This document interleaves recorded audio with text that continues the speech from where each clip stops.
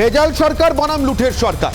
আজকে মুখ্যমন্ত্রী মমতা বন্দ্যোপাধ্যায় নিশ্চিতভাবেই মুখ্যমন্ত্রী হিসেবে নয়, প্রশাসনিক সভা থেকে নয়, দলের কর্মী সভা থেকে হলেও তোপ দেখেছেন কেন্দ্রীয় সরকারের বিরুদ্ধে। তার বক্তব্য, তার অভিযোগ, এ দেশে এই মুহূর্তে যে সরকারটা চলছে অর্থাৎ নরেন্দ্র মোদীর নেতৃত্বাধীন যে বিজেপি সরকার, সেটা কার্যত একটা ভেজাল সরকার। তার কারণ এই সরকার নোটের প্রশ্নে হোক, 500 টাকার নোট হোক, নোটবন্দি হোক, অথবা অন্য যে কোনো দুর্নীতির ক্ষেত্রে হোক, এই সরকার আপাতমস্তক দুর্নীতিতে নিমজ্জিত একটি সরকার বলছেন মমতা বন্দ্যোপাধ্যায়, তৃণমূল কংগ্রেসের সর্বোচ্চ নেত্রী। পাশাপাশি সিমলা থেকে নরেন্দ্র মোদীর পাল্টা তোপ একা মমতা বন্দ্যোপাধ্যায়ের উদ্দেশ্যে নয়, মমতা বন্দ্যোপাধ্যায়ের মতো যারা একদা কংগ্রেসের জোট সঙ্গী ছিলেন, যারা কংগ্রেস থেকে উদ্ভব হয়েছে যাদের দল, অথবা যারা কংগ্রেসের সঙ্গে কোনো না কোনো সময় কোনো না কোনো সমঝোতা করে চলেছেন বা কংগ্রেসের সরকারের সঙ্গে প্রত্যক্ষ বা পরোক্ষভাবে ছিলেন, তাদের জন্যও যেন দেশের প্রধানমন্ত্রীর বার্তা। 2014 সাল পর্যন্ত এদেশে লুঠের সরকার চলেছে।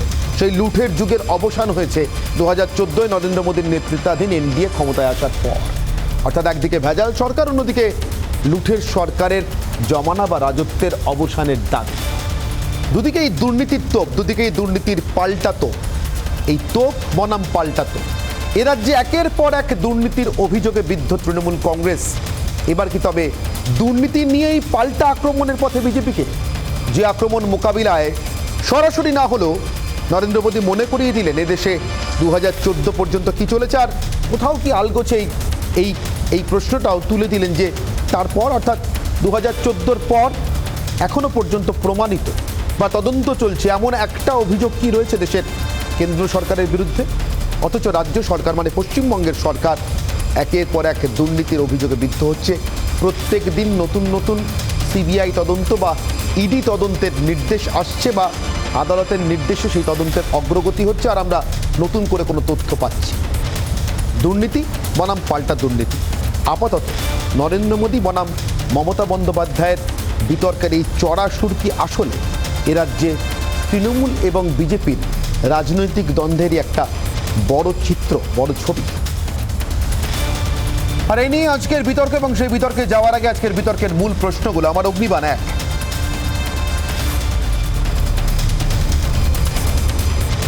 বিজেপি মন্ত্রীদের বাড়িতে সিবিআই চাই আর রাজ্যে?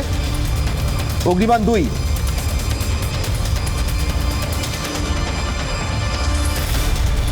সিবিআই এর স্বাধীনতা চাইছেন মুখ্যমন্ত্রী। আমরা দেখেছি বারবার তিনি বলেছেন কেন্দ্রীয় তদন্তকারী সংস্থাগুলো স্বাধীনতা চাই। তাহলে সেই সিবিআই কিভাবে তদন্ত করবে তা নিয়ে উপদেশ কেন? অগ্নিবাণ তিন,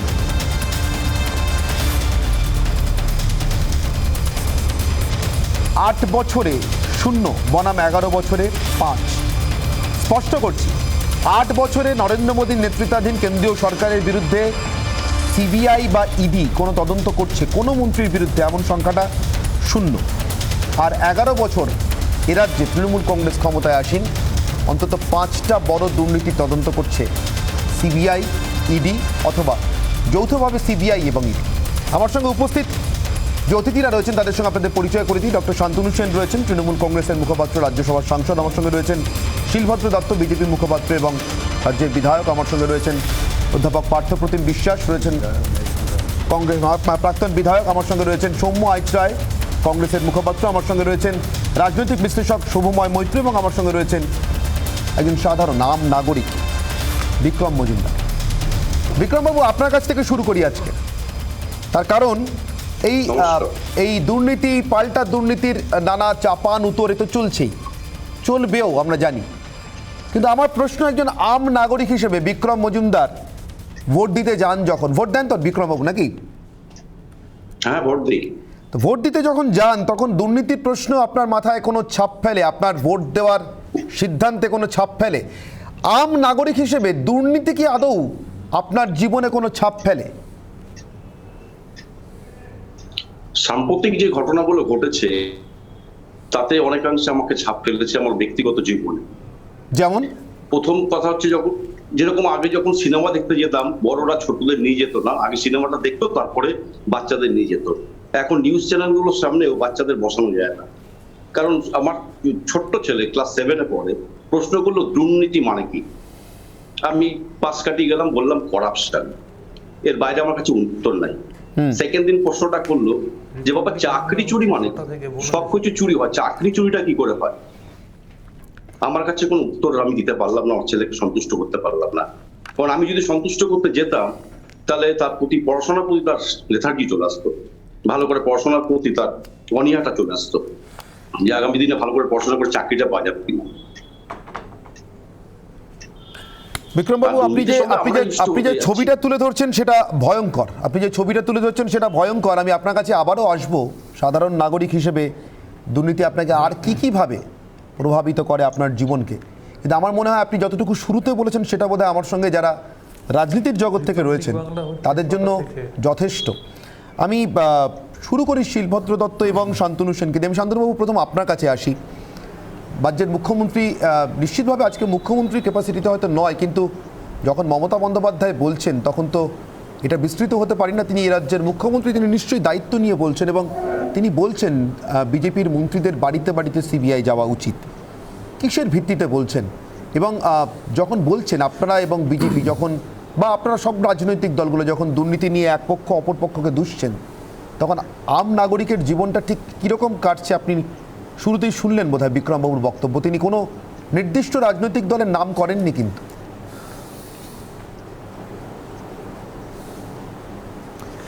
দেখুন 2014 সালের পর থেকে ভারতবর্ষের টোটাল সিনারিওটা পাল্টে গেছে।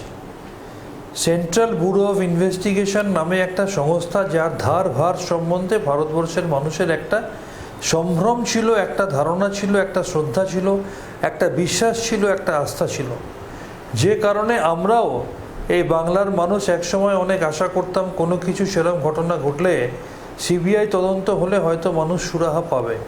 কিন্তু একদিকে যেমন পরবর্তী ক্ষেত্রে আমরা দেখলাম যে রবীন্দ্রনাথের নোবেল প্রাইজটা আমরা আজ অবধি ফেরত পেলাম না, আমরা একদিকে যেমন দেখলাম সেই জ্ঞানেশ্বরী এক্সপ্রেস থেকে শুরু করে নন্দীগ্রামের ঘটনা কোনোটাই সিবিআই সুরাহা করতে পারলো না। তার পরবর্তী ক্ষেত্রে দেখলাম রাজনৈতিক স্বার্থ চরিতার্থ করার জন্যে বর্তমানের Modi Shah private limited company, যেটাকে এখন ভারতীয় জুমলা পার্টি তথা ভারতীয় জাতীয় জনতা পার্টি বলে সবাই বলে, তারা নিজেদের স্বার্থসিদ্ধি করার জন্যে, বিরোধীদের কণ্ঠরোধ করার জন্যে, প্রয়োজনে পাড়ার কলতলার ঝগড়াতেও যেভাবে সিবিআইয়ের মতো এজেন্সিকে ব্যবহার করছে, তাতে শুধু তৃণমূল কংগ্রেসই অবাক হচ্ছে তা নয়, ভারতবর্ষের সুপ্রিম কোর্টের প্রধান বিচারপতিকেও সিবিআইয়ের অনুষ্ঠানে গিয়ে বলতে হচ্ছে যে সিবিআইকে পিএমও অর্থাৎ প্রাইম মিনিস্টার্স অফিসের ঘেরাটোপের বাইরে এসে কাজ করতে হবে। আজকে সিবিআইয়ের বিশ্বাসযোগ্যতাটা প্রশ্নের মুখে পড়েছে যখন সিবিআইয়ের ডিরেক্টর এবং জয়েন্ট ডিরেক্টর রাকেশ আস্থানা এবং অলোক বর্মার মধ্যে একে অপরের বিরুদ্ধে ঘুষ নেওয়ার অভিযোগ আমরা দেখতে শুনেছি। এবং আজকে আমরা যখন ভারতবর্ষের আরেকজন সুপ্রিম কোর্টের প্রধান বিচারপতি বিজেপিকে খুশি করার মতো রায় দেওয়ার পর সাথে সাথে রিটায়ারমেন্টের পরে পরে রাজ্যসভার সাংসদ নির্বাচিত বা মনোনীত হন, তখনই প্রশ্ন ওঠে যে বিচার ব্যবস্থা এবং সিবিআই ইডির মতো সংস্থাগুলোকে বেছে বেছে কিভাবে বিরোধীদের কণ্ঠরোধ করার জন্য ব্যবহার করা হয়। এবং সেটা আরও জোরদার হয় যখন আমরা দেখি বর্তমানে পশ্চিমবঙ্গের বিরোধী দলনেতা তথা বিজেপি নেতা, যিনি সিবিআই অ্যাকিউজ চার্জশিটেড হওয়া সত্ত্বেও স্বরাষ্ট্রমন্ত্রীকে ঘিরে সেই আমাদের গণেশ ঠাকুরের মতো, গণেশ ঠাকুর যেমন মাকে প্রদক্ষিণ করতেন সেইভাবে স্বরাষ্ট্রমন্ত্রীকে প্রদক্ষিণ করছেন, অথচ সিবিআই চার্জশিটেড হওয়া সত্ত্বেও তার বিরুদ্ধে কিছু করা হচ্ছে না। আর ছোটোখাটো যে কোনো ঘটনায় যেখানে তৃণমূলকে বিব্রত করা যাবে, যেখানে মহারাষ্ট্রে বিরোধীদের বিব্রত করা যাবে, যেখানে বিহারে বিরোধীদের বিব্রত করা যাবে লালু প্রসাদের মতো লোককে, বা বিভিন্ন জায়গায় সার্বিকভাবে আমরা দেখছি সেখানে সিবিআই ইডিকে লাগিয়ে দেওয়া হচ্ছে। ওয়ারেস রমেশ পোখরিয়াল তো একজন মন্ত্রী ছিলেন, তিনি তো এইবার মন্ত্রিসভা থেকে বাদ পড়েছেন। শিবরাজ সিং চৌহান তো একজন মন্ত্রী ছিলেন। সেই সমস্ত ঘটনাগুলো আমরা তো দেখিনি। উত্তরপ্রদেশে যখন একের পর এক ঘটনা ঘটছে তখন সেখানে তো দেখছি না সিবিআই যাচ্ছে। বেশ বেশ বেশ, আমি শান্তনুবাবু আপনি অনেকগুলো যুক্তি সামনাসামনি রেখেছেন। শাসিত রাজ্যে পাড়ার কলতলার ঝগড়াতেও সিবিআই, অনেকগুলো যুক্তি আপনি সামনাসামনি রেখেছেন। আমি উত্তর নেব, আমি প্রতি উত্তর নেব শিলভদ্রবাবুর কাছ থেকে। শিলভদ্রবাবু, একটা কথা হচ্ছে, একদিকে কোর্টের ওপরে আস্থা নেই বোঝা যাচ্ছে, বলছেন যে কোর্টের জাজেরা বিজেপিকে খুশি করে জাজমেন্ট দিচ্ছেন বলে প্রমোশন পাচ্ছেন, আবার আরেকদিকে কোর্টের কথা তুলেই বলছেন হ্যাঁ সুপ্রিম কোর্টের বিচারপতি সিবিআইকে এইসব বলেছেন। আবার অদ্ভুতভাবে হচ্ছে যে পশ্চিম বাংলায় যতগুলো সিবিআই হয়েছে, সেটা 11 সালের আগেও বলুন বা 11 সালের পরেও বলুন, কোনোটাই কেন্দ্রীয় সরকার সিবিআই চাপায়নি, কারণ চাপাতে পারে না। কোনো কেন্দ্রীয় সরকারই চাপাতে পারে না, রাজ্য সরকারের অনুমতি ছাড়া সিবিআই চাপানো যায় না। সবকটাই কিন্তু কোর্ট করেছে। আজকে বিজেপি সরকারকে গালাগাল দিচ্ছেন শান্তনুবাবু, তাহলে সরাসরি কোর্টকে বলুন না যে কলকাতা হাইকোর্টটা বিজেপির হেডকোয়ার্টার্স হয়ে গেছে। কারণ একটা সিবিআই, যতগুলো আপনি বলবেন পশ্চিম বাংলায় সিবিআই হয়েছে, একটা সিবিআই ও বিজেপির কেন্দ্রীয় সরকার বা হোম মিনিস্টার অমিত শাহ করাননি। সব কটা নারদা সারদা থেকেও যদি দেখেন সুপ্রিম কোর্ট করেছে। তারও আগে কলকাতা হাইকোর্টের রায় সিঙ্গুর নন্দী ওইসব ব্যাপার নিয়ে সিবিআই হয়েছিল, তখন বামফ্রন্টের সরকার ছিল, তখনও কোর্ট করেছে। এখনো যেটা করছে কোর্ট করছে। তাহলে কোর্টের কথা তুলে আপনি যখন কোর্ট সিবিআই কে গালাগাল দিচ্ছে তখন হাততালি দিচ্ছেন, খুব ভালো বলেছে, খুব ভালো বলেছে। আবার সেই কোর্টই যখন সিবিআই চাপাচ্ছে তখন কেন্দ্রীয় সরকারের নামে দোষ পড়ছে। একজন শিক্ষিত ডাক্তার হয়ে কিভাবে দুভাবে বলছেন আমি বুঝতে পারছি। শান্তনুবাবু উত্তর। আমি খুব সংক্ষেপে উত্তর দেবো। আসলে শিলভদ্রদাকে আমি ব্যক্তিগতভাবে খুব পছন্দ করতাম, ভালোবাসতাম। দীর্ঘদিন একসাথে মমতা ব্যানার্জি ছাতাতলায় ছিলাম, আমি দেখেছিলাম। এখন আমি দেখেছি, না আমি বলি নিশ্চয়ই করি, না নিশ্চয়ই করি, ব্যক্তিগতভাবে করি। কিন্তু আমি তো আমি দেখেছিলাম মমতা বন্দ্যোপাধ্যায়, শিলদা যখন শরীর খারাপ হয়েছিল কিভাবে মমতা বন্দ্যোপাধ্যায় মাতৃস্নেহে তার পাশে দাঁড়িয়েছিলেন। ঘটনাচক্রে আমি সেই সিচুয়েশনের সাক্ষীও ছিলাম। যাকে এখন শিলদা কোনো কিছু কারণে হয়তো মমতাদির থেকে দূরে সরে গেছে। আমার কথা হচ্ছে, আমি শিলভদ্রদাকে কতগুলো কথা বলে দিই। আপনি ঠিকই বলেছেন, ভারতীয় জনতা পার্টি তো কোর্ট নয়, সে বলতে পারে না এতে সিবিআই দাও। কিন্তু সে কি করতে পারে? ভারতবর্ষের স্বরাষ্ট্রমন্ত্রী সমস্ত প্রোগ্রাম ক্যান্সেল করে কাশীপুরে অর্জুন চৌরাশিয়া আত্মহত্যা করলে তদন্ত শুরু হওয়ার আগে বলে দিতে পারে এটা মার্ডার।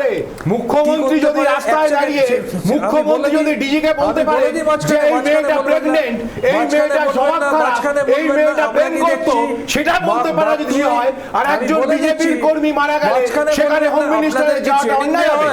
একজন মুখ্যমন্ত্রী তিনি দাঁড়িয়ে তার পুলিশ অফিসারকে নির্দেশ দিচ্ছেন কিভাবে তদন্ত হবে, তিনিও নয়, তার পাশে দাঁড়িয়ে জেলা সভাপতি বলে দিচ্ছে সুদপুরের মতন করতে হবে, সেটা ঠিক হচ্ছে, এটা তো ঠিক নয়। আপনাকে একটা কথা বলতে দেবো না, আপনাদেরকে ট্রেনিং দেওয়া হয়, চিৎকার করো, পরিষ্কার কিন্তু যেটা বলে যাবে তো উত্তর দেবে হবে।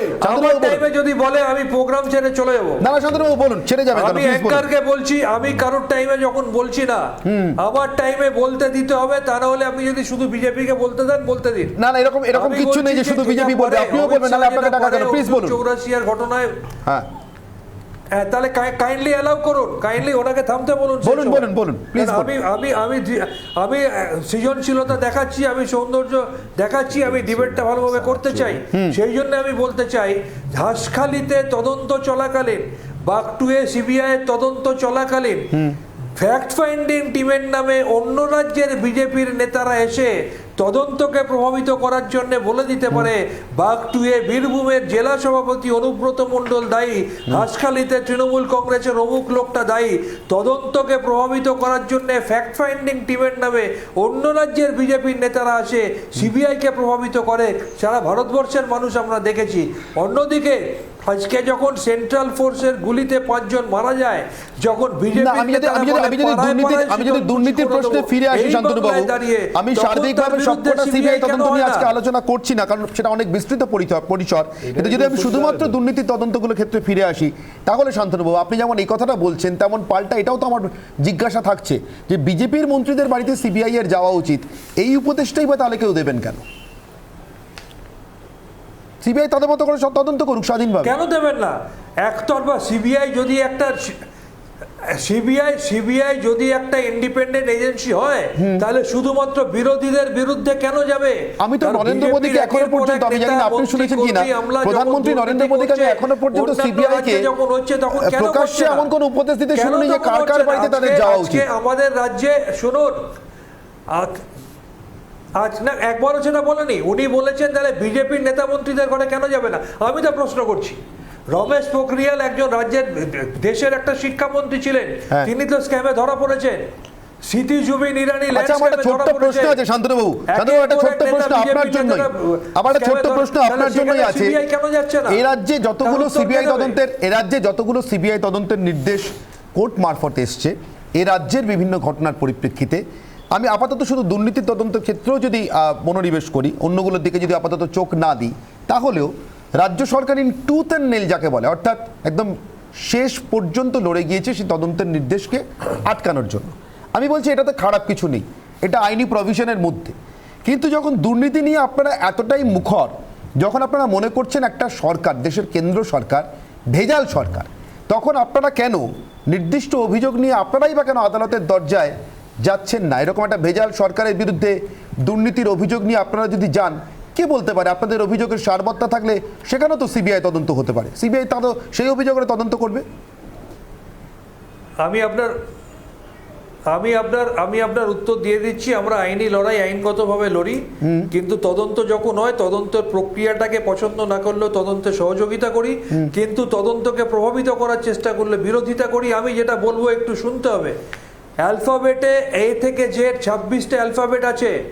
আজকে আমি যদি এ থেকে জেড অবধি শুরু করি, A for Adani coal scam থেকে শুরু করে, বি ফর ব্যালকো স্ক্যাম থেকে শুরু করে, সি ফর চিকি স্ক্যাম থেকে শুরু করে, ডি ফর ডাল স্ক্যাম থেকে শুরু করে, ই ফর আতকোয়ে কেলেঙ্কারি স্ক্যাম থেকে শুরু করে জেড অবধি গেলেও বিজেপির স্ক্যাম, বিজেপির কেলেঙ্কারি শেষ হবে না। আর আজকে কেলেঙ্কারির যারা ঠাকুরদা, করাপশনের যারা মাস্টারমশাই, তাদের কাছ থেকে আমাদের ন্যায়ের বুলি শুনতে হবে। আজকে মমতা বন্দ্যোপাধ্যায় আইনের প্রতি শ্রদ্ধাশীল। আমি শিলবদ্ধবাবু হাত তুলছেন, শিলবদ্ধবাবু হাত তুলছেন, শিলবদ্ধবাবু উত্তরটা নিন, শান্তনুবাবু, শিলবদ্ধবাবু। অন্য রাজ্য থেকে এখানে যারা এসেছিলেন বিজেপি, তারা অন্যায় করেছেন, তাহলে ত্রিপুরায় তৃণমূলের যারা গেছিলেন, মানে কি মারামারি হয়েছিল সেই সময়, তারপরে আসামে যারা গেছিলেন বা উত্তরপ্রদেশের যে সমস্ত জায়গায় ঘটনা ঘটেছিল, এখানকার যে প্রতিনিধি দলরা গেছিলেন সেখানে অনেক কথা বলেছিলেন, সেগুলো কি তাহলে ঠিক নয়? মানে আমি তৃণমূলের লোক গেলে পরে, কাকলি ঘোষ দস্তিদাররা গেলে পরে, আমিও কথা বলিনি তখন, তোমাকে বলে দিয়েছিলাম, কাকলি ঘোষ দস্তিদাররা গেলে পরে সেটা অন্যায় হবে না, আর বিজেপির কেউ এলে পরে অন্যায়। আচ্ছা, আমি আরেকটা কথা উত্তর দিয়ে বলছি, সারা ভারতবর্ষের কোথাও সিবিআই সরাসরি ঢুকতে পারে না, কেন্দ্রীয় সরকার দিতে পারে না যদি কেন্দ্রীয় কোনো প্রক্রিয়া না থাকে। যে কোনো রাজ্যে যেতে গেলে পরে সেখানকার কোর্ট অর্ডার বা রাজ্য সরকারকে যেতে হয়, করতে হয়। এবার রাজ্য সরকার করছে না, কারণ সে চোর, ঠিক আছে, তাহলে পরে সেখানকার তৃণমূলের নেতারা কেন কোর্টে যাচ্ছেন না, কেন সেখানকার কোর্ট বা সুপ্রিম কোর্টে যাচ্ছেন না যে সিবিআই নিয়োগ করা হোক? কারণ পশ্চিম বাংলায় সিবিআই হচ্ছে বিজেপির দালাল, ওখানে নিশ্চয় না, ওখানে করলে করতে পারে, তা সেটা কেন করে সিবিআইটা লাগানোর জন্য লড়াইটা করছেন না? এটা আমার একটা জিজ্ঞাসা। এটা আমি জিজ্ঞাসার উত্তর নেবো, কিন্তু তার আগে আমি সৌম্যবাবুর কাছে যাবো। সৌম্য আইচরা কংগ্রেসের তরফ থেকে আমার সঙ্গে রয়েছেন। সৌম্যবাবু, আজকে প্রধানমন্ত্রী নরেন্দ্র মোদী বলেছেন 2014 পর্যন্ত দেশের লুঠের সরকার চলেছে। দেখুন, শুধু যদি পশ্চিমবঙ্গকে নিশানা করে বলতেন আমি একটা মানে বুঝতাম। এখন এই লুঠের সরকার 2014 পর্যন্ত চলা মানে কিন্তু অনেকে একসঙ্গে যুক্ত হয়ে গেলেন। শান্তনুবাবুরা ইউপিএ 2-কে সমর্থন করেছেন, বামেরা ইউপিএ 1-কে সমর্থন করেছেন, কংগ্রেস একার ক্ষমতা তো বহুদিন সরকার চালিয়েছে। নরেন্দ্র মোদী বলছেন 2014 পর থেকে তিনি লুট বন্ধ করেছেন। মানে একদিকে মমতা বন্দ্যোপাধ্যায় বলছেন ভেজাল সরকার, নরেন্দ্র মোদী বলছেন লুট বন্ধ করেছি তার সরকার। না, উনি তার সাথে সাথে অটল বিহারী বাজপেয়ীকেও জুড়ে নিয়েছেন। তার সঙ্গে সঙ্গে জনতা পার্টির সরকারও ছিল, যেখানে বিজেপির লোকজন ছিল। মানে কিছু কম জানলে তো এরকমই হয়। যাই হোক, ও সব উত্তর দিয়ে মানুষ দেবেন উত্তর। প্রথম কথা হচ্ছে যে আজকের ডিবেটটা শুনছিলাম, খুব ভালো লাগছিল শুনতে, যে আপনারা একটা সুন্দর একটা টপিকস নিয়েছেন, যে টপিকসে আমার দুর্নীতি আর তোমার দুর্নীতি, মানে তোমার দুর্নীতি কতটা, আমার দুর্নীতি কতটা, আমি কতটা করেছি, তুমি কতটা করেছো। মানে দুর্নীতি আমার হলে ভালো, তোমার হলে খারাপ, তোমার হলে ভালো, আমার হলে খারাপ। এই তোমার আমাদের মাঝখানে আমাদের মানে আমাদের দুর্নীতি, নাগরিকদের অবস্থাটা শুরুতেই নাগরিক যে বিশিষ্ট ভদ্রলোক তিনি যে কথাটা বলেছেন, সেই কথাটা সূত্র ধরে বলছি। আমি 1962-63 সালে একজন ভদ্রলোক দিল্লির পার্লামেন্টে দাঁড়িয়ে শুধুমাত্র পদত্যাগ করেছিলেন কৃষ্ণ মেনন। তার তিনি যে দপ্তরের দায়িত্বে ছিলেন, সেই দপ্তরের 2খানা জিপ লাদাখের বর্ডারে 62 চীন যুদ্ধে খারাপ হয়ে গিয়েছিল। তিনি পার্লামেন্টে দাঁড়িয়ে বলেছিলেন যে আমার বিরুদ্ধে তদন্ত আমি করতে চাই। আমার বিরুদ্ধে তদন্ত হোক, আমি পদত্যাগ করছি। লালকৃষ্ণ আদবানি আমাদের চরম বিরোধী রাজনীতিতে, তিনি বলেছিলেন আমি পদত্যাগ করে চলে যাব, তারপরে মুক্ত হলে আবার আসবো। আমার কথা হচ্ছে ভোটেই লড়েননি, একটা ভোটেই ভোটই লড়লেন আমি না। শুধু একটা কথাই বলছি যে সিবিআই 1963 সালে 1 এপ্রিল সিবিআই গঠন হয়েছিল শুধুমাত্র প্যারামিলিটারি আর্মি তাদের তদন্ত করার জন্য। এই সিবিআইকে যখন আনা হয় বিভিন্ন জায়গায়, রাজ্য সরকারের ওপরে আস্থা না থাকার ফলে সিবিআইকে ঢোকানো হয়, বলা হয় যে সিবিআই চাই। মানে আমার কনফিডেন্স বিল্ডিং মেজার যখন নষ্ট হয় তখন সিবিআই চাই। আমি শুধু শান্তনুদাকে একটা কথা বলি, উনি পণ্ডিত মানুষ, মানে ডাক্তার মানুষ। এটা শুরু হলো কাদের সময় থেকে? আমি কংগ্রেসের সময় বলছি, থেকে? হ্যাঁ, কংগ্রেস, আপনি একটা উদাহরণ দেখাতে পারবেন, জাস্ট ওয়ান সিঙ্গেল ইনসিডেন্স যেখানে কংগ্রেস সরকার সিবিআই দিয়েছে নিজেদের এবং আদালতে গিয়ে বলেছে না সিবিআই করো না, সিবিআই বন্ধ করো। আমার দলের সরকার থাকাকালীন আমার দলের কানিমজিকে জেলে যেতে হয়েছে, রাজাকে জেলে যেতে হয়েছে, সুরেশ কালমার্ডিকে জেলে যেতে হয়েছে। আজও আমার দলের নেতার বাড়িতে পাঁচিল টপকে সিবিআই ওভার অ্যাক্টিভ হয়ে যায়। আমার দলের নেতা এবং তার পরিবারকে সিবিআই গিয়ে রেড করে যখন তার সিবিআই দপ্তরে পৌঁছে দিতে হয়। কিন্তু what is the perception of a government? কিন্তু তারপরেও দেখুন, একটু আগে A to Z বলছিলেন শান্তনুবাবু, আমার ইন্টারেস্টিংলি মাথায় প্লে করছিল যে এম দিয়ে কি হবে, মানে এটা আপনারা বলতে পারবেন, আমার জন্য নয়। অধীর রঞ্জন চৌধুরী মাদার ডেয়ারি, মানে মেট্রো ডেয়ারি, সরি মাফ করবেন, মেট্রো ডেয়ারি শেয়ার ট্রান্সফার নিয়ে আমি মেট্রো ডেয়ারি সিবিআই চেয়েছেন। আমি মেট্রো ডেয়ারি শেয়ার নিয়ে, সিবিআই দিয়ে যদি আপনাদের এত অনাস্থা, আপনি যদি কথা চাইছেন বলেন, কেন রাজ্যে? শুনুন, মেট্রো ডেয়ারি শেয়ার নিয়ে যদি আপনি কথা বলেন আমি বিস্তারিত বলতে পারি, কিন্তু সময় খুব কম। না, আরেকটা দুর্নীতি, সেখানে আপনারা সিবিআই চাইছেন। অবশ্যই দুর্নীতি। আপনারা এটা জেনে চাইছেন যে আপনার দলের মন্ত্রীর বিরুদ্ধে ওভার অ্যাক্টিভ হয়। আমি পরিষ্কার বলছি আপনাকে, সেখানে আন্ডারকোট করা হয়েছে, একটা কোম্পানিকে টেন্ডার করা হয়েছে, সেখানে একটা কোম্পানির টেন্ডারের নাম ছিল 10 লাখ টাকা নন রিফান্ডেবল বলা হয়েছে। এখানে তো আমার প্রশ্ন, এখানে আমি যাচ্ছি না যে সিবিআই চিদম্বরমে খারাপ, মানে সেটা পি চিদম্বরম, আমি সেটাই বলতে চাইছি। ডিকে শিবকুমারে খারাপ, ইডি খারাপ, সিবিআই খারাপ, সেই সিবিআই কি করে মেট্রো ডেয়ারি? আমি শুধু এটাই বলতে চাইছি যে দুটো দলই, দেখুন বিজেপি এবং তৃণমূল কংগ্রেস, আমি তৃণমূল কংগ্রেস এবং বিজেপি, আপনি বিজেপি বন্ধুকে জিজ্ঞাসা করুন। বলতে তো দিন, এত ইন্টারাপ্ট করলে কি করে হবে? বিজেপির বন্ধুকে জিজ্ঞাসা করুন না যে ব্যাপমে why they are so slow. আপনি জিজ্ঞাসা করুন না যে তৃণমূল কংগ্রেস যেমন দুষ্ট, আদালতের বারবার থাপ্পড় খাচ্ছে, আপনি বিজেপিকে জিজ্ঞাসা করুন যে কেন আজকে এই যে 6391 জন স্টাফ নিয়ে আপনার রাজ্য সরকারের স্টাফ নিয়ে কাজ করতে হয়, গত 10 বছর হয়ে গেল সারদা নারদা, আপনি একটা চার্জশিটের নাম বলুন। বিশ্বাসযোগ্যতা নিয়ে প্রশ্ন উঠছে তদন্তের এই স্থগতির জন্য, বিশ্বাসযোগ্যতা নিয়ে প্রশ্ন উঠছে। মানে শিলবদ্ধতা, 1 মিনিট বলি, মানে সিবিআই ওনারা ইন্টারফেয়ার করেন না, কিন্তু ঘুমোতে সাহায্য করেন। রাজনীতির জন্য ঘুমিয়ে পড়ো। ব্যাপমে 9 জন এখনো শাস্তি পেয়েছে, পড়ছে না তা নয়, তবে হ্যাঁ সিবিআই এর কার্যকলাপ নিয়ে আমি বলছি, সুপ্রিম কোর্টে সিবিআই এর প্রধান কিছুদিন আগে বলেছেন আমরা 65 to 70% সাকসেস হয়েছি, শাস্তি দিতে পেরেছি, আমাদের এটা আরো বাড়ানো উচিত, এটা বাড়ে। আজকে একটা বিষয় আমি সিবিআই এর পক্ষ থেকে বলতে আসিনি, সিবিআই একটা সংস্থা, সিবিআই হয়তো কেন্দ্রের প্রধানমন্ত্রীর দপ্তরের ইয়েতে আন্ডারে আছে, কিন্তু সিবিআই তদন্ত করে। আমি সিবিআই সত্যি জানতেও চাইছিলাম, সৌম্যবাবু যে কথাটা বলছেন আমি তার পরিপ্রেক্ষিতে জানতে চাইছি, তাহলে সাধারণ নাগরিক, আমি শুরু করেছিলাম আজকে একজন নাগরিককে দিয়ে, আমি নাগরিক হয়েই জানতে চাইছি, নাগরিক তাহলে ভরসা রাখবেন কি? আমাদেরও তো দাবি, সিবিআই কিসে ভরসা রাখবেন? কিসে ভরসা রাখবেন নাগরিক? আমি পার্থপ্রতিম বাবুর কাছে যাবো, পার্থপ্রতিম বিশ্বাস। পার্থপ্রতিম বাবু, সাধারণ নাগরিকের ভরসা রাখার মতো কোনো জায়গা থাকছে কি? সত্যি থাকছে কি? মানে বিক্রম বাবু নিজের ছেলেকে প্রশ্নের উত্তর দিতে পারছেন না, কিন্তু আমরা আমাদের নিজেদেরকেও কি প্রশ্নের উত্তর দিতে পারছি? সত্যি দুর্নীতি আমাদের জীবনে আর আদৌ এফেক্ট ফেলে পার্থপ্রতিম বাবু? আমরা এটা ভেবে ভোট দিতে যাই না? নিশ্চয়ই আমি বলছি যে প্রভাব ফেলে, কোন স্কেলে ফেলে সেটা নিশ্চয়ই এখনই বলা যাচ্ছে না, কিন্তু আমি আপনাকে বলছি, শুরু করেছিলাম যে ওই সাধারণ নাগরিক যিনি আজকের আমরা স্টুডিওতে হাজির আছেন, তার ক্লাস 7-এর পুত্র যে কথাটা তিনি বলছিলেন, যে সত্যি যদি বলেন যে এই বয়সের বাচ্চাদেরও, মানে ওদেরও তো শিখতে হচ্ছে বাংলা, সেখানে দাঁড়িয়ে চোরের মায়ের বড় গলা বলে একটা কথা আছে, দেখবেন। আপনি আজকের অনুষ্ঠানটা শুরু করেছেন যেটা দিয়ে, যে 2014 পর থেকে সারা দেশে আর লুট হয়নি, যা লুট তার আগে হয়েছে, এটা যিনি বলছেন দল হিসেবে যারা বলছেন যে বিজেপি, তারা কিন্তু আমি বললাম যে লুটটাকে একটা অন্য শিল্পের পর্যায়ে নিয়ে গেছেন গোটা দেশে। যারা আত্মনির্ভর ভারত গড়ার কথা বলেছিলেন, তারা প্রতিদিন রাষ্ট্রায়ত্ত সংস্থাকে বেচতে যেভাবে আত্মসমর্পণ করছেন কর্পোরেটদের হাতে, ভারতবর্ষের স্বাধীনতার পর প্রথম 50 বছরে সে ঘটনা ঘটেনি। এবং সেই কারণের জন্যই সাধারণ মানুষ, ওই ক্লাস 7-এর ছেলেটা যখন বড় হবে, সে ওই বেকার, আমার কথা হচ্ছে যে সেই বেকারদের মতো করেই সে ট্রিট হচ্ছে। 45 বছরে এত বেকার ভারতবর্ষে কোনোদিন তৈরি হয়নি, বিকজ অফ দিস কর্পোরেট লুট, এবং এই গোটা কোভিড সিচুয়েশনে যা হয়েছে সেটাও। কিন্তু আজকের আলোচনায় আপনি যখন বলছেন যে সত্যি সত্যি দুর্নীতির প্রশ্নটা, তাহলে আমি বলছি যে এই দুর্নীতির প্রশ্নটা কে কাকে বলছে, এটা একটা খুব বিস্ময়ের জিনিস আমার। এই কারণে ধরুন তৃণমূল কংগ্রেসের নেত্রী বলেছেন যে বিজেপি লিডারদের ঘরে ঘরে সিবিআই ঢুকিয়ে দেওয়া উচিত। আচ্ছা, যদি ঘরে সিবিআই ঢোকায়, ধরলাম ঢুকলো কোনো এক কারণে, তারপরে সেই মানুষরা আবার দল বদল করলে হচ্ছে তারা জামাই আদরে তো তৃণমূলও ফিরছে। আমি বলছি যে দুটো ঘটনাই তো সাইমালটেনিয়াসলি ঘটছে। ধরুন নিশীথ অধিকারী, তিনি যখন তৃণমূলে ছিলেন, বিজেপি তখন তার বিরুদ্ধে হচ্ছে অভিযোগ আনতো সিবিআই চাই, কিন্তু দল বদল করার পর তিনি স্বরাষ্ট্রের প্রতিমন্ত্রী হলেন।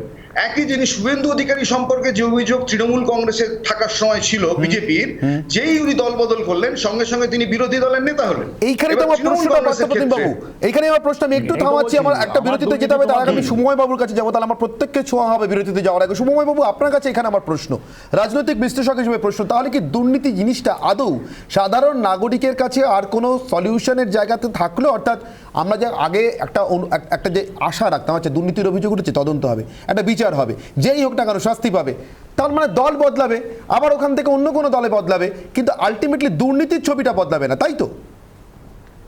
মানে আপনি অভিনয়ের মৃত সৈনিককে ছুঁয়ে বিরতিতে যেতে চান, সে ঠিকই আছে, কিন্তু দুর্নীতি নিয়ে এই এত অল্প সময়ের মধ্যে বলা তো খুব শক্ত। আর না, অনেক সময় পড়ে আছে সুময় বাবু, আপনি মৃত সৈনিক নন, আপনি একদম সজীব সৈনিক, এতক্ষণ সজীব ভাবেই ছিলেন স্ক্রিনে এবং থাকবেন।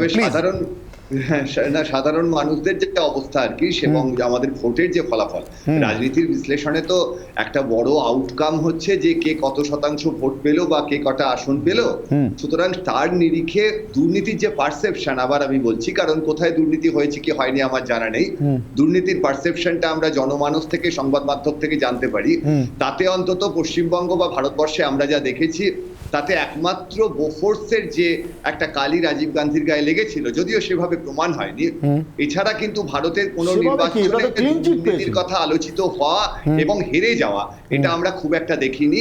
এবং জয়ললিতার বিরুদ্ধে তো প্রচুর দুর্নীতির অভিযোগ উঠেছিল এবং তিনিও ব্যাপকভাবে জিতেছেন অনেক সময় আমরা দেখেছি। ফলে দুর্নীতি হলেই যে তার নিরিখে সাধারণ মানুষ দলে দলে গিয়ে যাদের বিরুদ্ধে দুর্নীতির অভিযোগ তাদের বিরুদ্ধে ভোট দেবেন এবং অন্য সৎ দলকে জিতিয়ে আনবেন, এরকম ঘটনা ভারতের রাজনীতিতে খুব একটা ঘটেনি। বেশ, আমার একটা ছোট্ট বিরতির সময়, যে বিরতির পর ফিরে আসবো, এবং বিরতির পরে ফিরে আসবো আরেকটু বড় বিস্তৃত করতে এই পরিসরকে। নাগরিক হিসেবে বিক্রম মজুমদারের কাছে আমি আরও একবার যাব। দুর্নীতি কীভাবে আম নাগরিকের জীবনে প্রভাব ফেলে, আর সেই প্রভাব থেকে সত্যি কি আম নাগরিক বেরিয়ে আসতে পারেন, বেরিয়ে আসার পথ দেখান কোনো রাজনৈতিক দল? ছোট্ট বিরতির পর ফিরছি।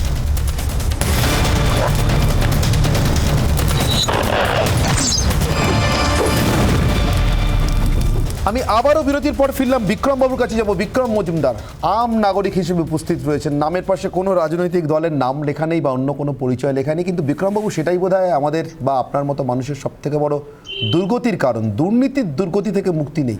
আর কিভাবে দুর্নীতি আপনাকে প্রভাবিত করে বিক্রমবাবু, আপনার জীবনকে প্রভাবিত করে? দেখুন, দুর্নীতি কিভাবে প্রভাবিত করে, তার আগে দুর্নীতির স্পষ্ট সংজ্ঞাটা আমাদের কাছে নেই। সাধারণ মানুষ, আমরা সাধারণ মানুষ, আরেকটু অন্যভাবে বললে স্টুপিড কমন ম্যান। দুর্নীতি প্রত্যেকটা ক্ষেত্রে আমাদের এফেক্টেড। আজকে যাদের মেধা আছে তারা সেই জায়গায় যোগ্যতম স্থানে জায়গা পাচ্ছে না। আজকে আমাদের একটা জীবন চলে গেছে, আমি মধ্যবয়সী একজন, আমার বয়স 46 বছর, আমার ছেলে মেয়েরা বা আমাদের পরের জেনারেশন যারা আজকের দিনে ভালো করে পড়াশোনা করবে, ভালো করে খেলাধুলা করবে, ভালো কিছু আশা করবে, কিন্তু যারা আজকে রাজনীতিবিদ এখানে বসে আছেন তাদের প্রত্যেকের কথা আমি শুনলাম, কেউ কিন্তু আমার মতনই আমার ছেলের প্রশ্নের পাশ কাটিয়ে উত্তর দিয়ে গেল, দুর্নীতির স্পষ্ট সংজ্ঞা দিলেন না। প্রত্যেকটা ক্ষেত্রে আজকে যদি সহজভাবে বলি, আমরা আলুটা 30 টাকা খাই, এটাও তো দুর্নীতির ফল। আজকে খুব মধ্যবিত্ত জীবনযাপন যারা করছে, 30 টাকা বা নিম্ন মধ্যবিত্ত যারা 30 টাকা করে আলু খাই আমরা, এটাও কিন্তু আমরা affected. R A to Z আমরা কিন্তু এফেক্টেড, এ টু জেড, কেউ খুব বেশি ভাবে, কেউ খুব কম ভাবে, কিন্তু প্রত্যেকটা মানুষ আমরা এফেক্টেড। বিক্রমবাবু ভীষণ ভীষণ ভীষণ ভীষণ সুন্দর করে বলছেন, আসলে সুন্দর করে বলছেন মানে আসলে আপনি ভীষণ কুৎসিতভাবে অ্যাফেক্টেড। আপনি মানে আপনার ভাষায় বলছি, আমি মনে করি না, কিন্তু তবুও বলছি আপনার ভাষায় স্টুপিড কমন ম্যান। মানে ছেলে ভোলানো গল্প আপনি বলছিলেন, কার্যত রাজনীতিবিদরা যা বলে থাকেন দুর্নীতি নিয়ে কথা এলে, তার ভিত্তিতে দাঁড়িয়ে মানে আপনার সঙ্গে এতক্ষণ যে কথা বললাম তার ভিত্তিতে দাঁড়িয়ে আমার একটা প্রশ্ন মাথায় আসে, নেবো সেই প্রশ্নটা ব্রহ্মাস্ত্র। কিন্তু তার আগে আমি ছোট্ট করে একবার সৌম্য আইচরা, আমি আপনার কাছে আসবো। সৌম্যবাবু, দীর্ঘদিন আপনারা ভারতবর্ষের সরকার চালিয়েছেন, সব থেকে বেশি সময় চালিয়েছেন। আপনাদের সময় প্রচুর দুর্নীতির অভিযোগ এসছে, আপনাদের পরেও এসছে। একটা সত্যি কথা জিজ্ঞাসা করছি সৌম্যবাবু, সরকার চালানোর অভিজ্ঞতা থেকে বলবেন, দুর্নীতির অভিযোগ কি আসলে সরকারের কাছে একটা হাতিয়ার? মানে পেলে তদন্ত যা হয় ফাইলবন্দি কাগজে তার থেকে অনেক বেশি হাসিল হয়? না, প্রথমে বলি যে দুর্নীতি সরকারে থাকলে কিছু কিছু ইনস্কোপুলাস এলিমেন্ট থাকেই, দুর্নীতির অভিযোগও আসে, দুর্নীতি প্রমাণিতও হয়, এমন নয় যে প্রমাণিত হয় না, কিন্তু সেটা সবসময় একটা সরকারের জন্য বিড়ম্বনা। না, প্রমাণ না করলে কি রাজনৈতিক লাভ বেশি? প্রমাণ না করলে রাজনৈতিক লাভের থেকে বড় কথা, দেখুন কিছু পলিটিক্যাল লিডার্সের তো পলিটিক্যাল ক্যারিয়ারও নষ্ট হয়ে যায় না, সেটা অন্য প্রেক্ষিত। ধরুন আমি আমি ভেরি সিম্পলি, মানে একদম মানে putting it in a simple way, ধরুন আপনি 206 জন এমপি নিয়ে একটা সরকার চালাচ্ছেন। মানে ভারতে তো আমরা দেখেছি, এখন নরেন্দ্র মোদী যেটা পাচ্ছেন সেটা তো দীর্ঘদিন অনেকেই পাননি। মানে আপনারা মনমোহন সিং পাননি, নরসিংহ রাও পাননি। 206 জন এমপি নিয়ে আপনি একটা সরকার চালাচ্ছেন, মানে পরিষ্কার আপনার কাছে 66 জন কম আছে। এই 66 জন আপনি বিভিন্ন দল থেকে বিভিন্ন দলের সমর্থন নিয়ে জোগাড় করছেন। এবার ধরুন আপনাকে 18 জন এমপির সমর্থন দিচ্ছে একটি দল, সেই দলের দুর্নীতির অভিযোগ আপনার সামনে এলো। 3-4 দিন আগে হয়তো সেই দল, বা 3-4 মাস আগে হয়তো সেই দল আপনার কাছে আরেকটি বেশি মন্ত্রকের জন্য, আরেকটু বেশি ক্ষমতার শেয়ারের জন্য দরাদরি করছিল। এখন এই তদন্তটা প্রকাশ পেলে নিশ্চিতভাবে আপনার সরকারের বিড়ম্বনা হবে, কেউ যদি জেলে যায়। কিন্তু আপনারও কি অনেকটা লাভ হবে না যদি তদন্ত পুরো কিনারা না হয়? মানে এই শরিক তো আগামী 5 বছরের জন্য চুপ করলো, অন্তত 18টা এমপি 66-র মধ্যে আপনার গ্যারান্টেড হলো। আপনি যে পরিষ্কার যে কথাটা বলছেন, দেখুন এটা হচ্ছে আপনি বলছেন ব্ল্যাকমেলিং, একদম সিম্পল যে কথাটা বলছেন, কিন্তু সর্বক্ষেত্রে এটা হয় না। আমি বলছি যে কোনো যে সময় হয়নি তাও নয়, কিন্তু আমি একটা কথা খুব পরিষ্কার করে একটা জিনিস বলছি। বিক্রমবাবু একটা প্রশ্ন করেছেন, বিক্রমবাবুর প্রশ্ন থেকে আমার মনে হচ্ছে উত্তরটা দেওয়া দরকার। দুর্নীতি মানে কি শুধু টাকার দুর্নীতি?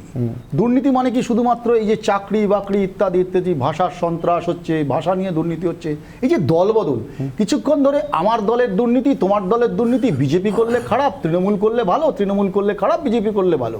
আচ্ছা, আপনি আমাকে একটা কথা বলুন, যে যদি আজকে বিজেপির কোনো নেতা আজকে বিজেপিতে গেছে, তৃণমূলের তার বড় দুর্নীতি ছিল, তো সেই সময় তৃণমূল চুপ করেছিল, আজকে বিজেপিতে যাওয়ার পরে তার বিরুদ্ধে অভিযোগ, আবার সে অন্য দলে চলে গেল, তৃণমূলে জয়েন করলো, তারা ঠান্ডা হয়ে গেল, অভিযোগ চলে গেল। তাহলে কি একজন সাধারণ নাগরিক হিসেবে যখন তাকে ভোট দিয়ে জয়লাভ করানো হচ্ছে, বিশেষ করে জনপ্রতিনিধি, তাহলে তাদের কি রাইট টু রিকলের অধিকার থাকতে পারে না? এই যে রাইট টু রিকল, এই সংশোধনের তো সুযোগ আপনারা না, সংশোধনের সুযোগ করার জন্য যে পার্লামেন্টে বিল, আমি আপনাকে একটা কথা বলি, পেয়েছিলেন তো আপনারা, এই যে আপনি বলি নিরঙ্কুশ পেয়েছিলেন, বারবার বলছি আপনাকে একটা কথা, যে দেখুন স্বাধীনতার পরে ভারতবর্ষে অনেক কিছু করার সুযোগ ছিল, কিন্তু যেগুলো প্রায়োরিটি ছিল আমরা করেছি।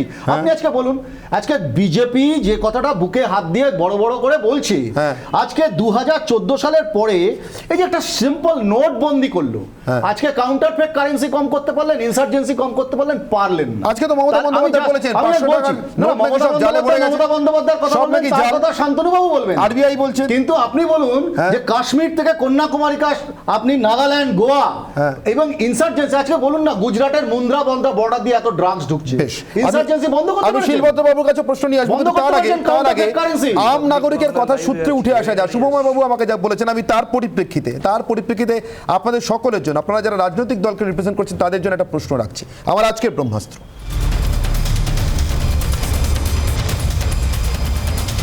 খুব স্পষ্ট করে আমার জিজ্ঞাসা, দুর্নীতির রাজনীতিতে, অর্থাৎ দুর্নীতি নিয়ে রাজনৈতিক অভিযোগ করতে আমাদের দেশের দলগুলোর যা আগ্রহ, সত্যিকারের দুর্নীতির তদন্তে সেই আগ্রহ আছে কি? শিলভদ্রবাবুর কাছ থেকে শুরু করি। শিলভদ্রবাবু, আপনারা এখন ক্ষমতায় রয়েছেন, 8 বছর একাধিক্রমে সরকার চালাচ্ছেন, আমি আপনার কাছ থেকে শুরু করি, সত্যি বলুন তো আগ্রহ আছে কিনা আপনাদের? নিশ্চয়ই। যদি থাকে তাহলে তদন্ত কেন শেষ হয়? তদন্ত সেটা দেখুন, তদন্ত সংস্থা বলতে পারবে, তদন্তকারী সংস্থা বলতে পারবে, আমি তো তদন্ত করছি না, বিজেপি তদন্ত করছে। একজন মানুষ বলছেন 2014 পর্যন্ত লুটের সরকার চলেছে, তিনি সেটাকে আটকেছেন, তিনি চাইলে দুর্নীতির তদন্তটা শেষ করাতে পারেন না। উনি চাইলে সবসময় সবকিছু হয় নাকি? একটা তদন্ত তাহলে তো আর বলবেন প্রধানমন্ত্রী হস্তক্ষেপ করছে। আজকে যখনই উনি, এটা তো ভালো হস্তক্ষেপ, আমরা সবাই চাই, বিশ্বাস করুন। শুনুন, যখন ধরা হবে তখন সেই পক্ষের লোক বলবে এটা পলিটিক্যাল হস্তক্ষেপ হচ্ছে। আমি শিল্পত বাবু, আমি আবার আপনার জন্য খুব সিম্পল টার্মসে বলছি। দেখুন এই যে বিক্রম বাবু বললেন যে দুর্নীতি কোথা থেকে শুরু, সকালবেলা বাজারে যাচ্ছেন 30 টাকা আলু কিনছেন, তিনি বলছেন এটা তো দুর্নীতি। দেখুন দুর্নীতি এখন এই দুর্নীতিগুলো মুক্ত করবার জন্য যদি প্রধানমন্ত্রীর হস্তক্ষেপ লাগে তো হোক না, ভালো হস্তক্ষেপ। না, অফিসে গিয়ে কাজ ফাঁকি দেওয়াটাও দুর্নীতি। দুর্নীতিটা যদি সেই অর্থে বলতে থাকে, তাই যদি হয় দুর্নীতি তাহলে নিজের কর্তব্য পালন না করা সরকারি কর্মচারী সেটা হিসেবে দুর্নীতি। দুর্নীতি। লোকায়ুক্তের আওতায় আসে দুর্নীতি। কেন্দ্রীয় সরকারের লোকায়ুক্ত, রাজ্য সরকারের লোকায়ুক্ত, কে কার দায়িত্ব পালন করছে, শুন, কোথায় দায়িত্ব পালন হচ্ছে? একটা করে সরকার তো যেটা তৈরি করেছে, একটাও দেখাতে পারবেন? আমি শুভমা বাবুর কাছে যাই। শুভমা বাবু, লোকায়ুক্তের কত বড় ভূমিকা আছে সাধারণ নাগরিককে দুর্নীতির এই তদন্ত করে দুর্নীতির ক্ষেত্রে একটা সিদ্ধান্তে পৌঁছানোর জন্য, সাধারণ নাগরিককে উপহার দেওয়ার জন্য একটা দুর্নীতিমুক্ত প্রশাসন, লোকায়ুক্তের কত বড় ভূমিকা আছে, আর সেই ভূমিকাটা ঠিক কতটা ছোট করে আমরা দেখতে পাচ্ছি পুরো দেশ জুড়ে, বলুন, শুধু রাজ্য নয়। না, অবশ্যই লোকায়ুক্তের তো একটা খুব বড় ভূমিকা আছে, এবং এই ভূমিকাটা মূল কি জায়গা যে একজন রাজনৈতিক নেতা তো পূর্ণ ক্ষমতা হাতে পান। তাহলে সেই ক্ষমতাটা হাতে পাওয়ার পর তাকে একমাত্র তার বিচার করতে পারে তিনি যখন আয়নার সামনে গিয়ে দাঁড়ান। এবং এটা তো মানতেই হবে যে আমরা প্রত্যেকে নিজের জীবনে দুর্নীতি আর নীতির যে সীমারেখাটায় দাঁড়িয়ে থাকি, অর্থাৎ এমন অনেক কাজ আমরা নিজেরা করি যেটাকে আমাদের বেশ কোনো রকম দুর্নীতি মনে হয় না, কিন্তু আবার অন্য সেই কাজটা করলে আমাদের দুর্নীতি মনে হয়। ফলে নিজের দিকে আঙুল দেখানো, আয়নার সামনে দাঁড়ানো, এটাই যিনি শাসক, এই লোকায়ুক্ত বা এই ধরনের জিনিসে তারা নিজেরা একটা বিচার ব্যবস্থার আওতায় আসেন। কিন্তু আমরা কেন্দ্রীয় স্তরে এবং রাজ্য স্তরে বিভিন্ন কমিটিতে বিরোধী নেতাদের অবস্থান, উপস্থিতি যেভাবে গুলিয়ে যাচ্ছে, এবং সেটা তো শুধু ভারতবর্ষ বা পশ্চিমবঙ্গে নয়, সারা বিশ্বজুড়ে এই অবস্থা। মোটের ওপর গণতান্ত্রিক পরিস্থিতি যেটা থাকা দরকার একটা দুর্নীতিমুক্ত সমাজের স্বার্থে, এবং সেটাকে ডিফাইন করা খুব শক্ত। বারবার এই প্রশ্ন আসছে দুর্নীতি কি, খুবই শক্ত ডিফাইন করা। সেটা কিন্তু এই মুহূর্তে আমাদের দেশের রাজনৈতিক নেতাদের যে খুব সেই দিকে উৎসাহ আছে এমনটা নয়, কারণ দুর্নীতির যে অভিযোগ সেটা ভোটে বা নির্বাচনী যে রাজনীতি তাতে খুব একটা প্রভাব ফেলছে না। আমি এখান থেকে শান্তনু বাবুর কাছে যাবো। শান্তনু বাবু, লোকায়ুক্ত নিয়ে প্রশ্ন উঠছে, আমি আরেকটা জিনিস জিজ্ঞাসা করবো, যে তদন্তের আগ্রহ, আমার যে আজকে প্রশ্ন ছিল যে রাজনৈতিক অভিযোগে যতটা আগ্রহ তদন্তে কিনা, আমি দুটো ইনস্ট্যান্স বলছি শান্তনু বাবু, দুটো ইনস্ট্যান্স, সত্যি মিথ্যা আমি জানি না, আমি ঘটনা ঘটেছে আপনার সামনে রাখছি। অর্জুন সিং, তার নেতৃত্বে নাকি কোঅপারেটিভ থেকে শুরু করে পুরসভা লাগামচড়া দুর্নীতি হয়েছে। আমরা সিআইডিকে তদন্ত করতে আসতে দেখলাম। তারপর একসময় সেই তদন্ত ঠিক যেভাবে আপনি বলছেন, যেভাবে তদন্তের গতি স্লথ, নারদা সারদায় কিছু এগোচ্ছে না, ঠিক সেইভাবে দেখলাম সেই তদন্তের গতি স্লথ হয়ে গেল। অর্জুন সিং তৃণমূল কংগ্রেসে চলে এলেন। আমি জানি না কোনো যোগসাজশ আছে কিনা, আমি জানি না কাকতালীয় কিনা, কিন্তু হলো, ঘটনাটা দেখলাম। আমরা দেখলাম ট্রিপল চুরি নিয়ে রাজ্যের বিরোধী দলনেতার বিরুদ্ধে তদন্ত শুরু হলো। বিরোধী দলনেতা এই মুহূর্তে ট্রিপল চুরির যে অভিযোগ তার থেকে মুক্ত, পুলিশ তাকে মুক্ত করে দিয়েছে। আমি জানি না রাজ্যের বিরোধী দলনেতাকে নিয়েও এই প্রশ্ন তোলা উচিত কিনা, সমীচীন কিনা, কিন্তু আমার প্রশ্ন, তদন্তের গতি, তদন্তের প্রকৃতি, তা নিয়ে রাজ্যের এজেন্সিগুলো কি সন্দেহমুক্ত? আমরা কার উপর ভরসা রাখবো? আচ্ছা, ধরে নিলাম সিবিআই, ইডি সেন্ট্রাল গভর্নমেন্ট চালায়, রাজ্য সরকার তো সিআইডি চালায়, রাজ্য সরকার তো রাজ্যের পুলিশ চালায়, গোয়েন্দা বিভাগ চালায়, তারাই বা কতটুকু আজ পর্যন্ত দুর্নীতির বিচার দিতে পেরেছে মানুষকে?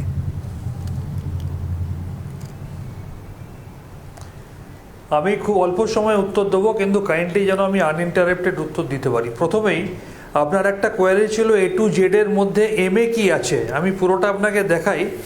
M for metro rail scam, আমার কাছে A to Z এর পুরো ডিটেলসটা আছে, আপনি যদি কখনো চান আমি আপনাকে পুরোটা দেখিয়ে দিতে পারি। মেট্রো ডেয়ারি নেই তো? M for metro rail scam. এবারে আমি আসছি, এরপর আমি আপনাকে বলছি যে আমাদের জনৈক সাধারণ মানুষ যিনি বসে আছেন, তিনি জানতে চাইছেন দুর্নীতির সংজ্ঞা কি। আমার মনে হয় ওনাকে উত্তরটা দেওয়া দরকার। দুর্নীতির সমাজ করলে দাঁড়ায় নীতির থেকে দূরে। 2014 সালে 2G 3G কলজি কমনওয়েলথে কেলেঙ্কারিতে জর্জরিত হয়ে কংগ্রেস যখন 44-এ নেমে এলো এবং নরেন্দ্র মোদীকে ভুল বুঝে মিথ্যা প্রতিশ্রুতির ভাঁওতাবাজিতে ধরা পড়ে, মিথ্যা প্রতিশ্রুতিতে তারা প্রলুব্ধ হয়ে যখন নরেন্দ্র মোদীকে নিয়ে এলো, সেই 2014 থেকে ভারতবর্ষটা ক্রমশ, এই ভারতের সরকারটা নীতির থেকে দূরে যেতে যেতে আজকে দুর্নীতির চূড়ায় পৌঁছে গেছে।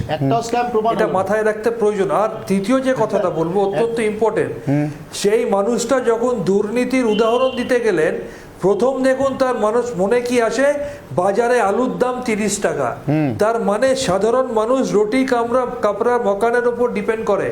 উনি যদি নিজেকে একজন স্টুপিড আদমি হিসেবে বলেন, আমিও ওনার দলে একজন, আমিও একজন আম জনতা, স্টুপিড আম জনতা। সমস্যাটা হচ্ছে বিজেপির আমলে সমস্ত কিছুর দাম বেড়েছে, কিন্তু একটা জিনিসের দাম কমেছে, ওই বন্ধুটার মতো আর আমাদের মতো আম জনতার জীবনের দাম। আর তদন্তের কথা বলছেন, পশ্চিমবাংলায় মমতা ব্যানার্জি মুখ্যমন্ত্রী হওয়ার আগে একটা খুনের ঘটনা ঘটলে, মার্ডারের ঘটনা ঘটলেও লোকাল কমিটির অঙ্গুলি এলন ছাড়া এফআইআর করা যেত না। আর আজকে আমি যদি একটা চিমটি কাটি, আপনি থানায় গিয়ে এফআইআর করতে পারবেন। আর সর্বভারতীয় প্রেক্ষাপটে সেটা হয়ে গেছে। Modi Shah private limited company সমস্ত এজেন্সিগুলোকে এমনভাবে স্যাফনিফিকেশন এবং গেরুয়াকরণ করে দিয়েছে যে তাদের অঙ্গুলি এলন ছাড়া বিরোধী শাসিত রাজ্যের রাজ্যপাল থেকে শুরু করে কোনো সেন্ট্রাল এজেন্সি তদন্ত করবে না তাদের দ্বারা প্রভাবিত না হয়ে। এখানে আপনি বিচার আশা করবেন কি? বেশ আমি আজকে আরেকজনের প্রতিক্রিয়া শোনাবো। নিশ্চিতভাবে ব্যক্তি প্রশান্ত কিশোর নয়, তার সংস্থার সঙ্গে তৃণমূল কংগ্রেসের একটা চুক্তি আছে, কিন্তু আমি শুধু সেটুকুর মধ্যে আবদ্ধ রাখতে চাইছি না। আমি প্রশান্ত কিশোরের বক্তব্যটা শোনাচ্ছি একটা অন্য কারণে। সৌম্যবাবু কিছুক্ষণ আগে অনেকগুলো সুনীতির কথা বলেছেন। প্রশান্ত কিশোর আজকে কংগ্রেসের সঙ্গে তার যুক্ত না হওয়া নিয়ে কি বলেছেন, না কেন হতে চান না, কি বলেছেন একবার শুনুন। अभी की जो कांग्रेस की व्यवस्था है वो ऐसी है, अपने तो सुधरेगा नहीं, हम अपने तो डूब रहा है, हमको भी डुबा देगा। 11 साल में 2011 से 21 के बीच 10 साल में 11 चुनाव से जुड़े रहे हैं।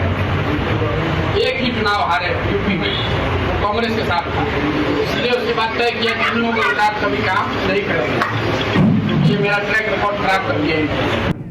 প্রশান্ত কিশোর বলছেন কংগ্রেসের সঙ্গে থাকলে ট্র্যাক রেকর্ড খারাপ হবে। আমি রাজনীতির প্রশ্নটাকে সরাচ্ছি এই কারণে, একটু আগে শান্তনুবাবু বলেছেন 2014-তে কি দুর্নীতির অভিযোগে জর্জরিত হয়ে কংগ্রেসকে যেতে হয়েছিল। আমি বলছি 8 বছর পরেও শুভময় বাবু, এখানে আমার মনে হয় একটু হলেও বোধহয় আশার আলো আছে সাধারণ মানুষের জন্য। 8 বছর পরে প্রশান্ত কিশোর মনে করছেন কংগ্রেসের সঙ্গে জড়ালে ট্র্যাক রেকর্ড খারাপ হবে।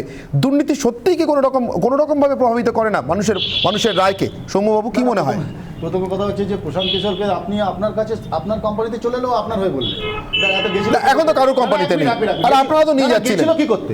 আপনারা তো নিয়ে যাচ্ছিলেন, গেছিল কি করতে? উত্তর আছে, গেছিল কি করতে? চা খেতে গেছিল নাকি গল্প করতে গেছিল? কিন্তু ফালতু জিনিস দেখাচ্ছেন এসব। আপনারা যে জামাই আসলে নিয়ে গেলেন, ফল টক ওইসব কথাবার্তা আমায় বলবেন না। ওই তো গেছিল কি করতে? কার জন্য টক? কংগ্রেসের জন্য না প্রশান্ত কিশোর? ভাই শুনুন, এইসব কথাবার্তা আমাকে বলবেন না, এটা আমরা জানি। গেছিল কি করতে? গল্প করতে? যাই হোক, ছেড়ে দিন ওসব কথা। কিন্তু প্রশান্ত কিশোর বলছেন না তৃণমূলের সঙ্গে জড়ালে ট্র্যাক রেকর্ড খারাপ হবে, বিজেপির সঙ্গে জড়ালে ট্র্যাক রেকর্ড খারাপ হবে। বলছেন আমি যখনই বলতে যাচ্ছি আপনি বলতে দিচ্ছেন। শান্তনু বাবু যে কথা বললেন, এই যে ইত্যাদি টুজি অমুকজি তমুকজি লালুজি, আমি সব জি শুনলাম, কিন্তু কথা হচ্ছে আপনি একটা কথা বলুন তো, তারপরে 2014 সালের পর থেকে সব কটা তদন্ত ক্লিন চিট পেয়েছে, সব কটা তদন্ত। এবং কংগ্রেসকে কোনোদিন 1 ঘন্টার জন্য যেতে হয়নি কোনো আদালতের দরবারে গিয়ে ঠকঠক করতে হয়েছে যে এই তদন্ত বন্ধ করো। কিন্তু আজকে তৃণমূল কংগ্রেস এতগুলো কথা বলছে বা বিজেপি এতগুলো কথা বলছে, আমরা তো চাই যে নরেন্দ্র মোদী 56 ইঞ্চি ছাতি দেখতে চাই। শুধু একবার রাফায়েলের ডিলটাকে করুন, সিবিআই তদন্ত করুন, একবার ডিলটাকে একবার অনেকগুলো উত্তর এসেছে। চাইনিজ বিরুদ্ধে আপনাদের চোখ কেন লাল হয় না? চাইনিজটা পরে আগে দুর্নীতির অ্যাগ্রেশন প্লিজ, আগে দুর্নীতি সববাজি কথাবার্তা উত্তর নিন, প্লিজ উত্তরটা নিন। সিবিআই তদন্ত তো সুপ্রিম কোর্টে গেছিল, সুপ্রিম কোর্ট কি দিল? আরে একটা তদন্ত প্রমাণ করুন না। দিয়েছে সুপ্রিম কোর্ট কেন দিল না? আরে রাফাল কেস তো সুপ্রিম কোর্টে গেছিল। আরে আপনাদের 56 ইঞ্চি দেখেনি না? আরে সুপ্রিম কোর্ট দিল না কেন? সুপ্রিম কোর্টকে যান, সুপ্রিম কোর্টের কাছে যান। আপনাদের আমাদের পার্থপ্রতিম বাবু, আমি পার্থপ্রতিম বাবুর কাছে যাবো। পার্থপ্রতিম বাবু, শেষ আপনার কাছে আসছে একটা অন্য কারণে। আপনি অধ্যাপনার সঙ্গে যুক্ত, এক কথায় শিক্ষকতাই বলতে পারি সেটাকে, তার আরো বড় প্রেক্ষিত সেখানে জিজ্ঞাসা করব। এই যে বিক্রম বাবুর মতো মানুষের ছেলের সামনে, মানে সন্তানের সামনে, ছেলে মেয়ে যাই হোক না কেন, তাদের সামনে দাঁড়ানোর যে অপারগতা, সাম্প্রতিকতম অপারগতা শিক্ষক পদটাকে নিয়েই। কার কাছে পড়ছি, যার কাছে পড়ছি, মানে আমার ওই শাখা প্রশাখার ওই নাতির কথা মনে পড়ছে, অমুক 1 নম্বরই 2 নম্বরই 3 নম্বরই, মানে প্রশ্ন এখন এখানে এসে দাঁড়িয়েছে যার কাছে পড়ছি তিনি 1 নম্বরই না 2 নম্বরই। খুব দুর্ভাগ্যজনক, কিন্তু এসে দাঁড়িয়েছে।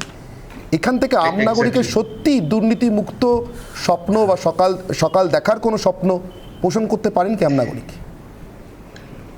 অবশ্যই আমার চিরকালই আমি অপটিমিস্ট, কিন্তু সেই জায়গায় দাঁড়িয়ে যে বাস্তব অবস্থাটার মধ্যে আমরা চলছি আপনি উল্লেখ করলেন, আর কত এটা ঠিকই যে একটা চেঞ্জ না অনির্বাণ কোথাও হয়ে গেছে।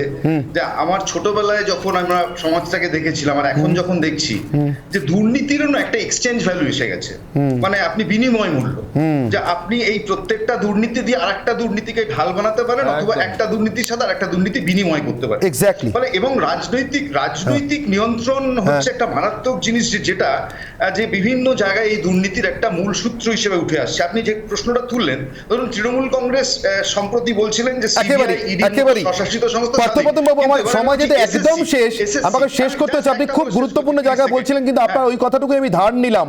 দুর্নীতির বিনিময় মূল্য এই মুহূর্তে এটাই বোধহয় সব থেকে বড় শত্রু আমাদের আম নাগরিকের। দুর্নীতির বিনিময় মূল্য নয়, দুর্নীতির তদন্ত চাই আর তার বিচার চাই। রাজনীতি আপাতত দূরে সরে থাক, তাহলেই আমরা আমাদের সন্তানদের কাছে বোধহয় মুখ দেখানোর মতো যোগ্য থাকবো। অনির্বাণের অগ্নিবাণের বিতর্ক পর্ব আজকে এখানেই শেষ করছি। যারা আমার সঙ্গে ছিলেন সবাইকে ধন্যবাদ জানি। সঙ্গে থাকুন রিপাবলিক বাংলায়।